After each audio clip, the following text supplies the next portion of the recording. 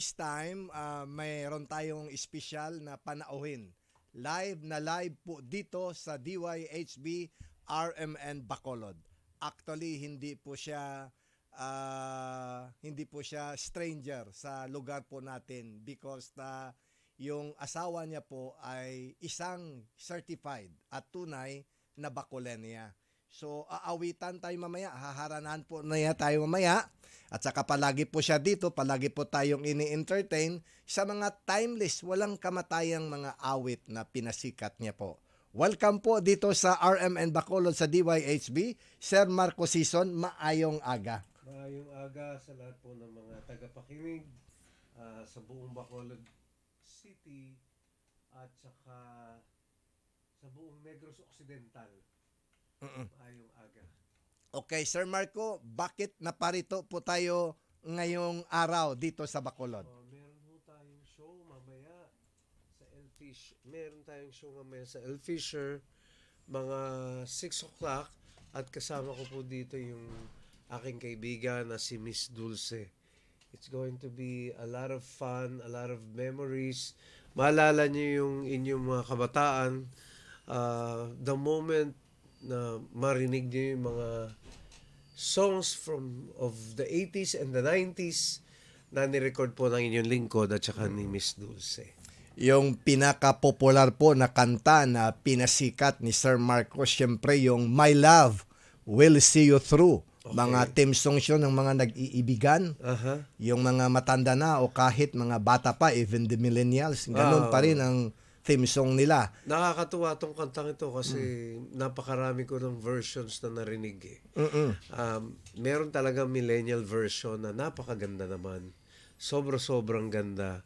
Kasi iba rin yung may ibang kumakanta ng kanta mo kasi nag-iiba ang tunog. Yes. Siyempre ako, from the start, akong nag-record. So even if I want to change it, ganun pa rin ang tunog. Pero pagka millennial na ang kumanta, iba na yung tunog niya. How does it feel po, sir, na yung awit na pinasikat mo, ikaw yung original, then may mga iba't ibang versions na sumikat din in their generations? Noong una, siyempre, tuwan-tuwa ako. Tapos, dumami ng dumami. Meron kasing feeling na parang sanay ka na, di ba? But up to now, hindi ganun eh. It's very flattering actually. Hindi ko naman composition yun. Lalo na siguro sa composer. But for me, as the original interpreter, kasi I'm just an interpreter of this beautiful song, na-blessed. No? Because up to now, actually parang mas malaki siya ngayon kaysa dati. Sumikat siya dati, but I feel na this song is even bigger today. Because kumbaga na iba na yung level niya. Hindi na siya pop song. It became in the 80s, pop song ang tawag natin doon. Pero ngayon, naging classic na siya, which is so much better. Kasi na-elevate na siya, na iba yung level niya. Samantalang ibang mga kanta, sumikat ngayon, pero bukas hindi mo na maalala. Diba? So, sinasabi kong blessed itong kantang ito kasi wala siyang pinipiling edad.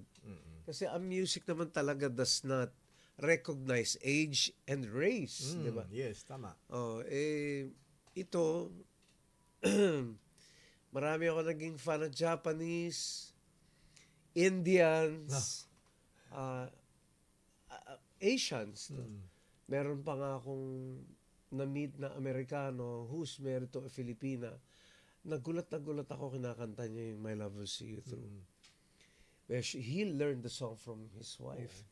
Pero kasi nga, siyempre na kung saan napupunta yung kanta. Kaya nakakatuwa rin eh. Imbis na masanay na ako at parang hindi na ako maging unaffected na ako. Hindi eh. Wala siyang katapusang good vibes, kumbaga. Okay. So yun, maraming occasions na kinakanta tong kantang ito. Which is very good as far as I'm concerned. Makonsider po natin siya na timeless talaga. Oo, Timeless timeless, classic. So, of course, nandun din, Sir Marco, yung Make Believe. always. At saka siguro itong naabutan ni Nikki, si Aida, si Lorna, at si Fe. So may bagong kanta, may bagong awit po si Sir Marco. Anong pamagat, Sir Ang Marco? title po noon ay Sabik na Puso. At ako nag-compose noon. So okay. Nandiyan na po yan sa Spotify, sa Instagram, sa Facebook ko, sa YouTube. Okay. Just type Marco Season Official po at ma-view nyo na yung music video niya. The official music video of Sabik na Puso. Pwede mapagbigyan, Sir Marco, yung mga tagapakinig natin, chorus ng kanta po. Hindi ko kaya kumanta. Kasi puyat na puyat to Oo, hindi From kaya. Borongan, may concert din sa Lukban, sa Quezon. And then masyadong maaga po ang flight papunta ng Bacolod. But if you want to hear more of Sir Marco Season songs, join us tonight sa La Proa Ballroom Hall, 6 p.m. dito po sa Il Fisher. Para sa isa pong napakagandang concert with Dulcie, with our very own Token Lizares, Ryan English, and Carl Montesido. An evening of mercy and grace with Sir Marco Season. So, hindi nyo po alam, si Sir Marco, yung asawa niya po ay from Bacolod. Yan, tama. A graduate of UNOR. So, that is why may pusong Ilongga. May pusong Ilonggo po. Kalahati po ng puso ni Sir Marco ay nandito sa Bacolod. Dito sa Bacolod. Sir Marco, anyayahan po natin silang lahat na manood mamayang gabi. Magkita-kita po tayo mamaya. 6 o'clock po. It's going to be an evening of mercy and grace, and an evening of ano ba yung memory lane. Yes. An evening of reminiscing. Good times when you were young. An evening of sing-along. An evening of fun, actually. Yan. Actually, mamaya, kung gusto nyong sumabay, kumanta kay Sir Marco on stage with his timely songs, pwede.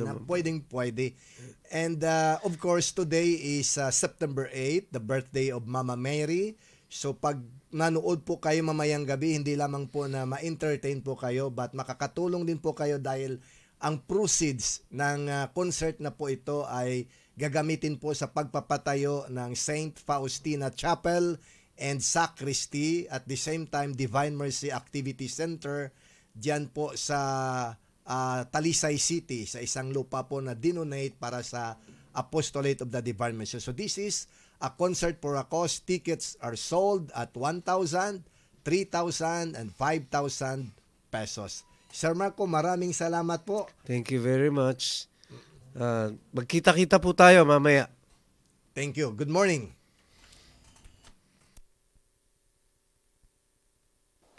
Radyoman, come in. Mula po sa RMN Broadcast Studios, Atlanta Center, Manila. Narito ang RMN Network News.